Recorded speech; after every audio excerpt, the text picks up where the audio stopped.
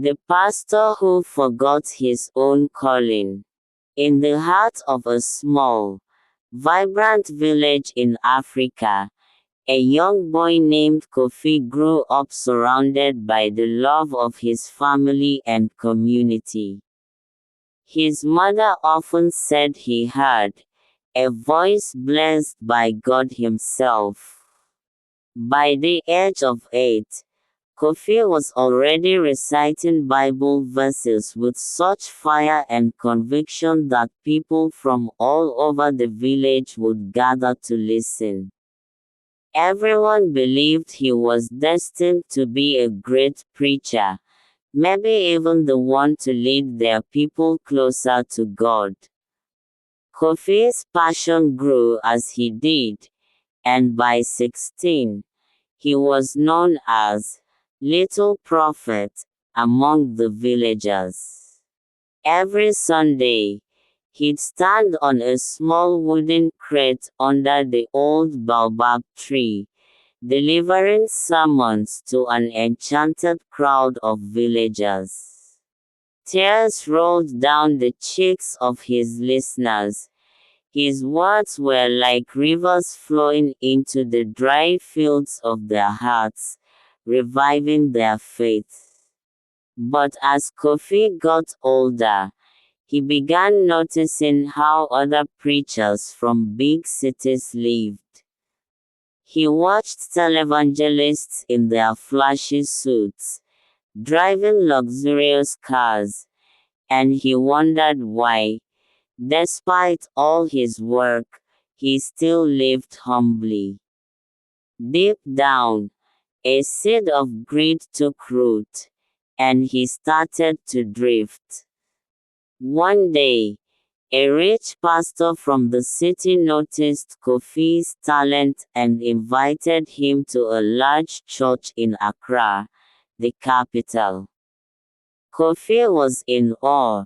The church had thousands of followers, bright lights, and a choir that sounded like angels. This pastor taught him that faith was not only about spirit but about making a name and fortune for oneself.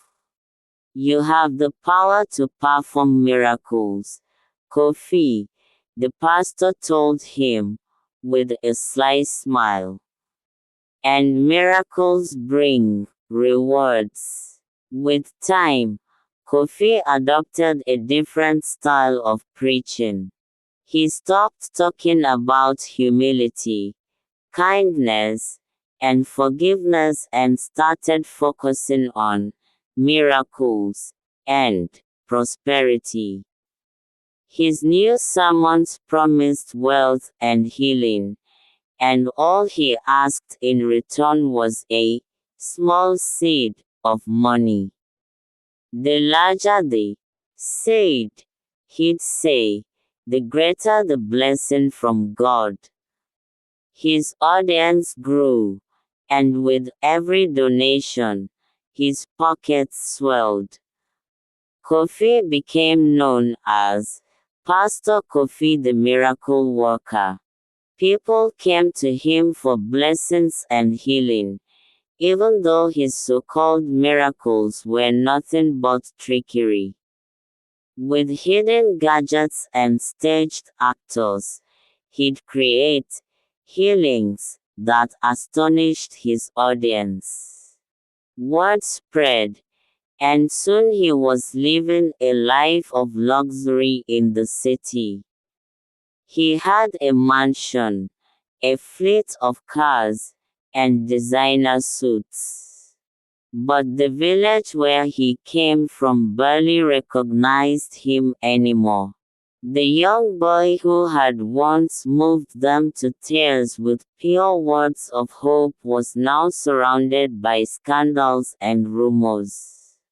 Then one fateful Sunday, as Kofi was preaching at a packed stadium, he spotted a familiar face in the crowd.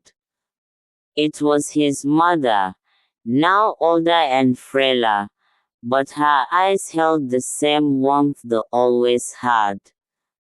She had come all the way from the village to see the son who had once been the heart of their community.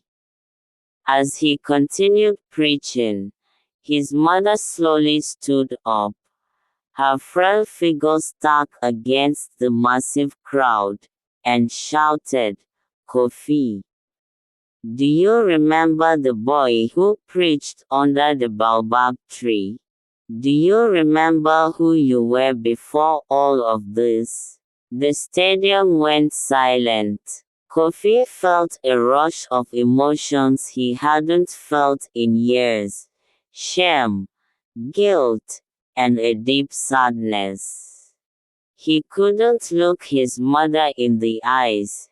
He knew he had lost something priceless, something pure.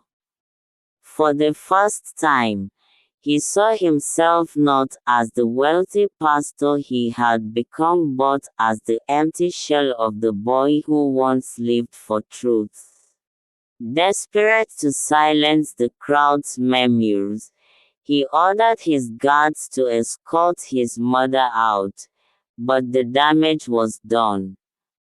His congregation began to murmur, wondering if their Pastor Kofi was nothing more than a fraud.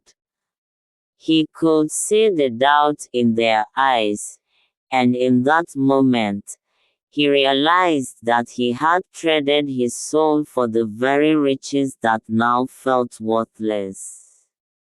The days that followed were turbulent. His followers began to leave, and rumors about his fraudulent miracles became headlines. With his reputation ruined, the money stopped flowing. He sold his mansion, his cars, even his designer suits, until he had nothing left. Kofi returned to the village, stripped of the wealth that had once made him proud. One Sunday, he found himself again standing under the old baobab tree, only now as a broken man. With tears streaming down his face, he began to preach, not for fame, not for money, but because it was all he knew how to do. Villagers gathered, and as he spoke, he felt the heaviness of his greed lifting from his heart. He preached about forgiveness, redemption, and the power of finding one's true path. Kofi never regained his former glory, but in time, he earned something far more valuable: the trust and love of his village.